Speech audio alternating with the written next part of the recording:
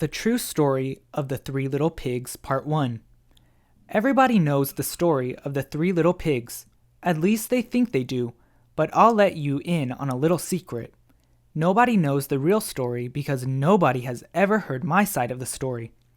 I'm the wolf, Alexander T. Wolf. You can call me Al. I don't know how this whole big bad wolf thing got started, but it's all wrong. Maybe it's because of our diet.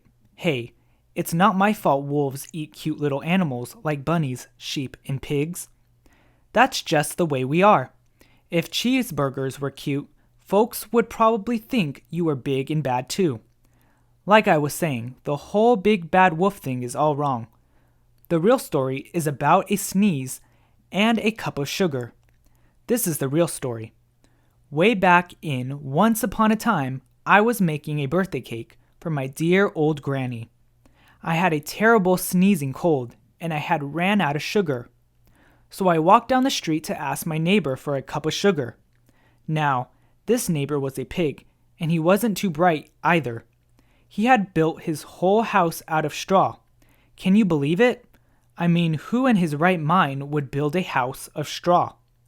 So the minute I knocked on the door, it fell right in. I didn't want to just walk into someone else's house. So I called, Little Pig, are you in?" There was no answer. I was just about to go home without the cup of sugar for my dear old granny's birthday cake. That's when my nose started to itch. I felt a sneeze coming. Well, I huffed and I snuffed, then I sneezed a great sneeze. And you know what? That whole darn straw house fell down, and right in the middle of the pile of straw was the first little pig, dead as a doornail. He had been home the whole time. It seemed a shame to leave a perfectly good ham dinner lying there in the straw, so I ate it up. Think of it as a big cheeseburger just lying there. I was feeling a little better, but I still didn't have my cup of sugar, so I went to the next neighbor's house. This neighbor was the first little pig's brother. He was a little smarter, but not much.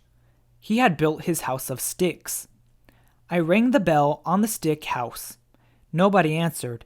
I called, Mr. Pig, are you in?" He yelled back, "Go away, wolf. You can't come in. I'm shaving the hairs on my chinny chin. I had just grabbed the doorknob when I felt another sneeze coming. I huffed and I snuffed. I tried to cover my mouth, but I sneezed a great sneeze. You're not going to believe it, but this guy's house fell down just like his brother's. When the dust cleared, there was the second little pig, dead as a doornail. To be continued.